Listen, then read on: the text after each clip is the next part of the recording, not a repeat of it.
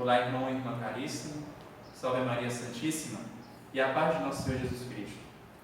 Então estamos juntos nessa caminhada de catequeses para aprender o que o Espírito Santo de Deus manifestou à sua igreja por meio dos santos pastores, dos conselhos, dos ensinamentos dos santos.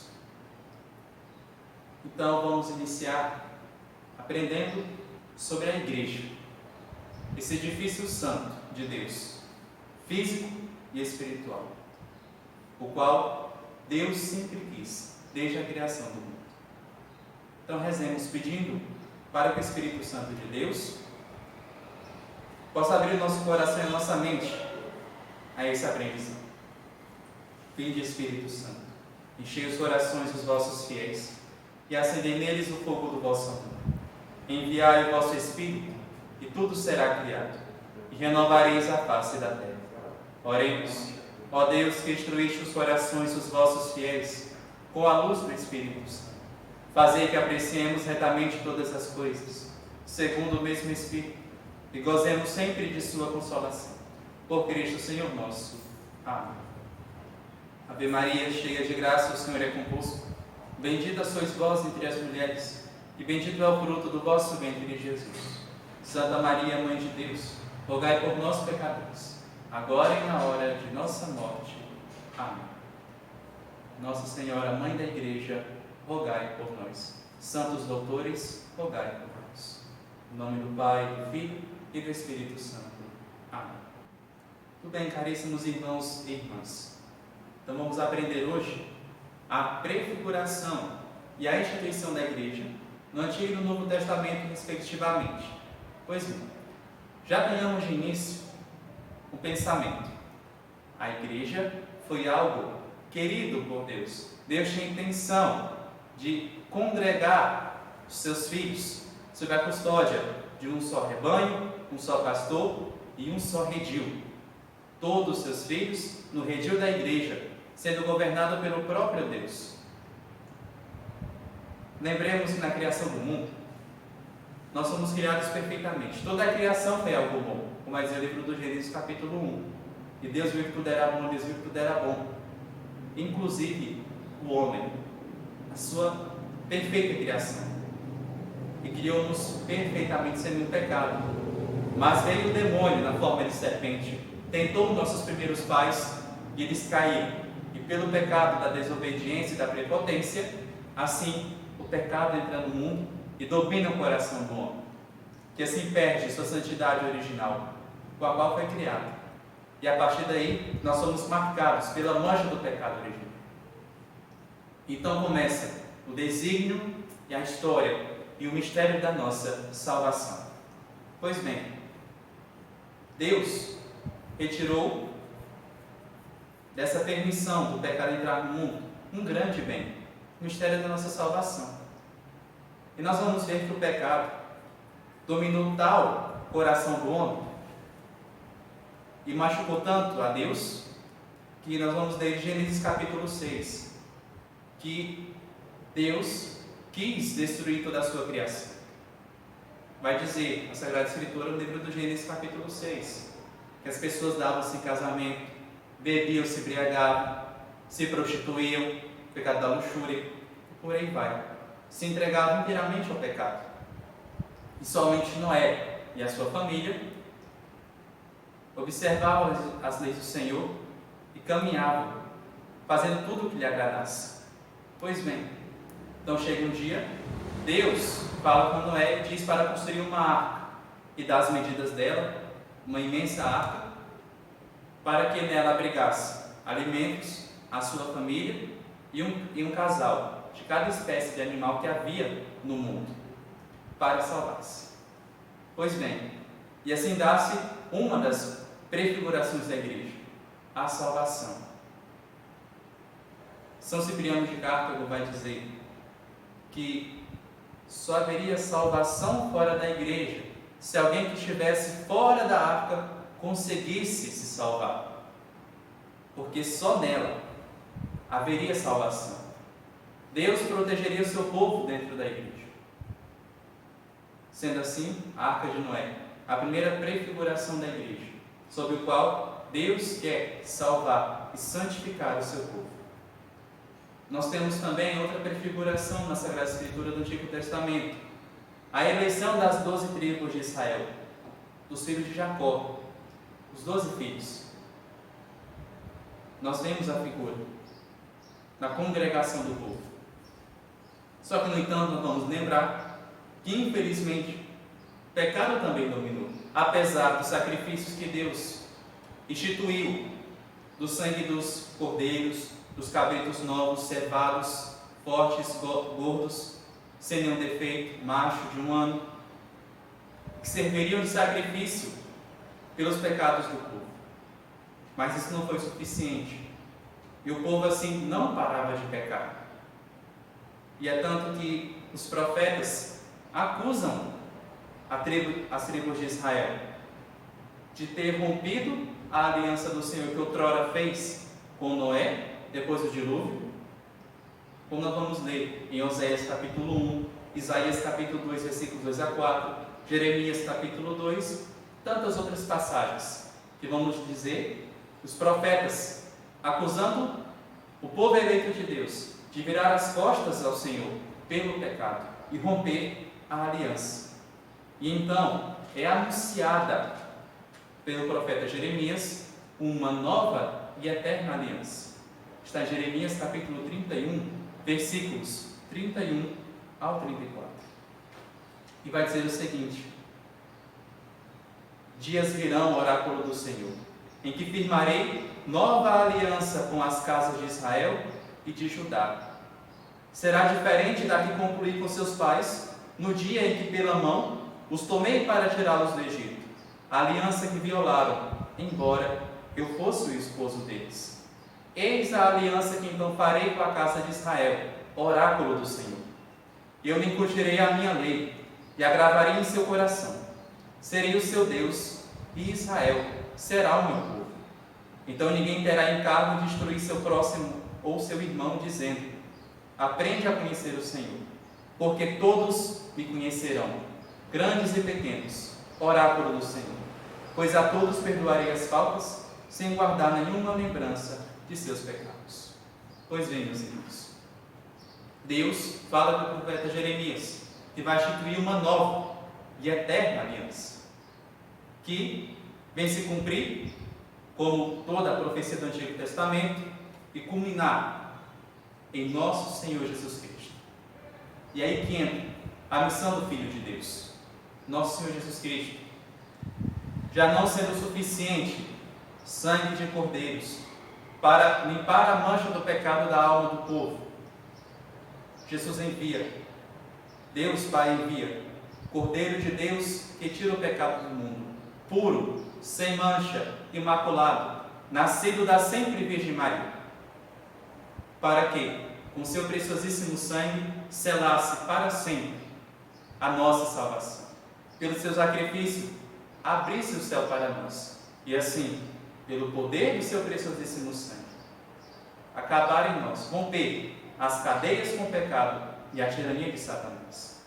Pois bem, nós vamos lembrar que em principalmente 3 momentos Jesus institui e dá sua força à igreja, assim, edificando aos poucos a sua igreja, formando a sua igreja. Primeiramente, nós vamos lembrar Mateus capítulo 16, versículos 16 a 18. E nessa passagem, vamos lembrar, Jesus perguntava aos discípulos, quando eles foram levar Jesus à queixa, né? E muitos diziam que Jesus era Elias, era João Batista que ressuscitou dos mortos. E Jesus responde para eles: e vós, quem dizeis que eu sou? Então São Pedro, levado de uma santa ousadia pelo poder do Espírito Santo, disse: tu és o Messias, o Filho do Deus vivo.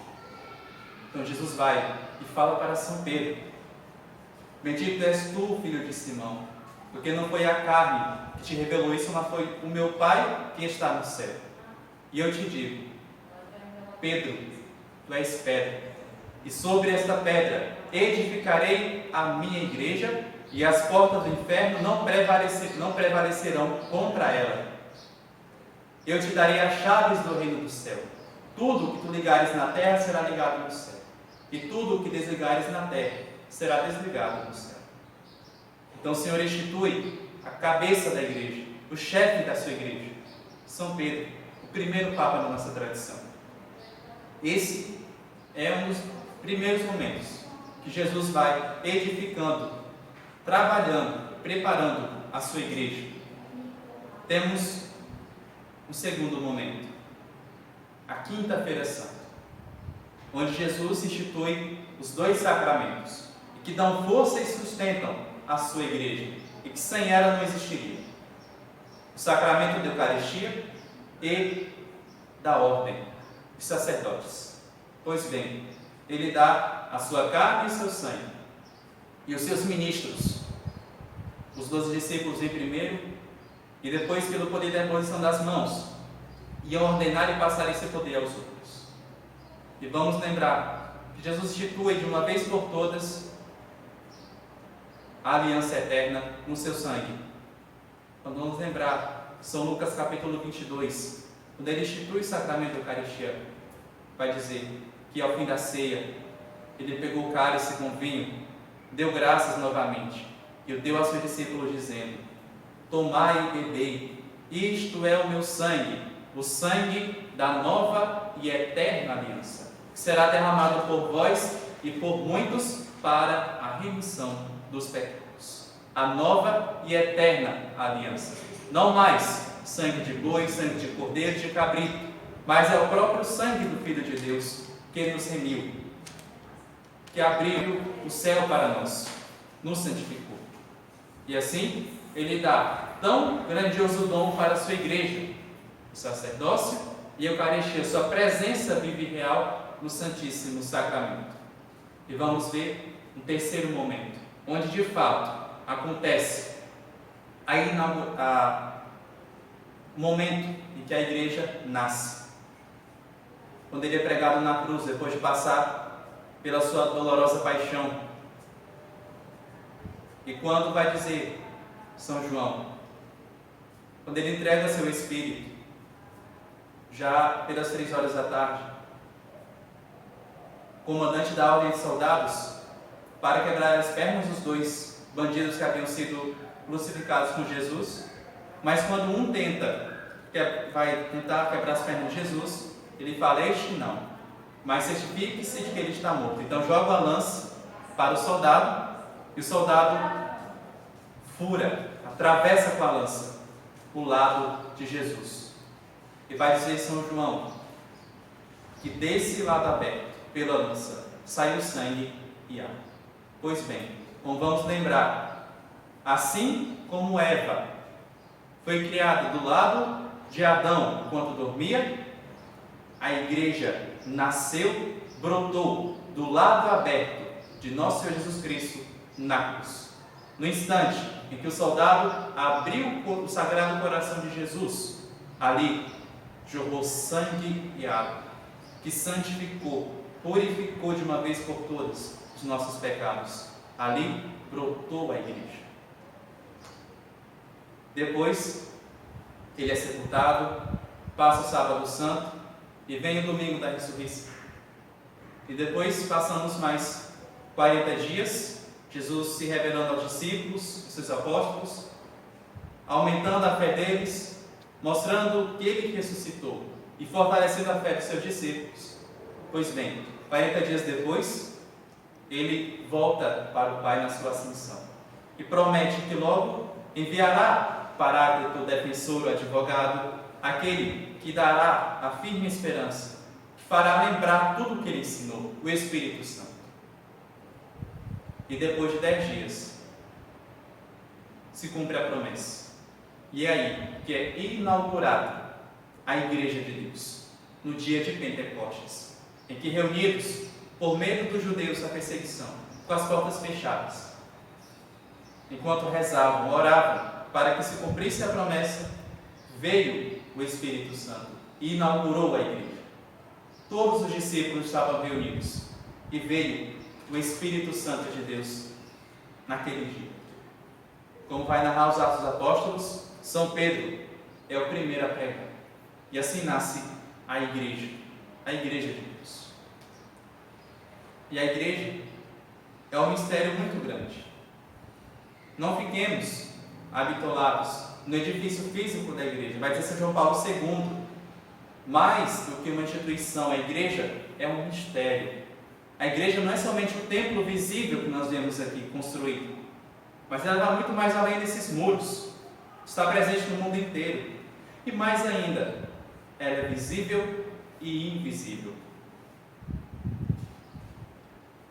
Vai dizer São Bernardo de Claraval: a igreja caracteriza-se por ser humana e ao mesmo tempo divina, visível, mas dotada de dons invisíveis, fervorosa na ação e devotada à contemplação, presente no mundo e, no entanto, peregrina. Tudo isso de modo que nela tudo o que é humano se ordene ao divino e a ele se subordine. O visível ao invisível, a ação à contemplação, a realidade presente à cidade futura para a qual caminhamos. Ó humildade, ó sublimidade, tabernáculo de cedar e santuário de Deus, morada terrestre e palácio celeste, casa de barro e sala régia, corpo de morte e templo de luz, desprezo para os soberbos e esposa de Cristo. És morena, és formosa, ó filha de Jerusalém, ainda que desfigurada pelo labor e pela dor do longo exílio, a beleza celeste te enfeita. Vai dizer São Bernardo de Claraval a falar sobre a igreja. A igreja, sendo esse mistério, que ao mesmo tempo visível e invisível, dotada de dons espirituais. Deus está vivo, ressuscitado e imolado, como vai dizer São João, no seu livro do Apocalipse. Continua a derramar graças pela sua igreja. Mistério tão grandioso esse, que não compreendemos. Nós temos a igreja militante, esta igreja peregrina que estamos, e caminhamos para a consumação dela, a igreja celeste lá no céu. Temos também a igreja padecente, as almas do purgatório. A igreja abrange muito mais do que esses muros dos nossos templos. Ela está presente em todo o tempo, em todo lugar, em toda a história. Ela é muito mais invisível do que visível. E Deus se usa dela para nos salvar. A igreja, sacramento universal da salvação. Deus se usa desse redil para nos salvar, para nos edificar. E é importante. Jesus poderia ter ido embora, ter simplesmente deixado as suas palavras pelos seus discípulos, mas não. Ele quis deixar uma igreja, um templo, um edifício santo, o qual congregaria todos os seus filhos e os convida para virem a ouvir a sua voz. Sua igreja que é hierárquica, deixou São Pedro à frente, os outros discípulos para auxiliá-lo como bispos. E assim como vamos ver futuramente as outras catequeses, a pregação apostólica. E chegamos até onde estamos hoje, a igreja una, santa, católica e apostólica. O sacramento da salvação universal, que Deus se usa para alcançar seus filhos, e ainda mais este mundo que tanto precisa. Lembremos tantos momentos da história que a igreja sempre esteve presente nas situações que Deus se usa para tocar o mundo, as almas. Deus deu-lhe os sacramentos para tocarmos, para santificarmos. E, sobretudo, Ele quer usar-se na sua igreja para alcançarmos o cume, que é o céu. Tudo o que nosso Senhor fez e faz, Ele se usa para chegar à salvação. Por isso, tenhamos sempre mais um amor a essa igreja que Jesus deixou. Não caiamos no erro de dizer que sermos mais cristãos e menos igreja. Isso não existe. Jesus deixou uma igreja, deixou um magistério, pelo poder do Espírito Santo ensinado através dos séculos, pelos nossos santos pastores, pelos santos padres, os padres da igreja, como assim conhecemos, a patrística, tantos outros meios que Deus se usou para chegar até nós. Tenhamos fé nessa igreja una santa católica apostólica, que prega fielmente o batismo, os sacramentos, e que tem como fundador o próprio Deus, nosso Senhor Jesus Cristo. Por isso peçamos, Ele mesmo, que nos dê um amor por esse redil. Vai dizer São Paulo: vós fazei parte da construção de Deus, fundada no alicerce dos apóstolos. Essa igreja que é apostólica. Nunca nos separemos dessa santa igreja, que não quer nada mais que a nossa salvação.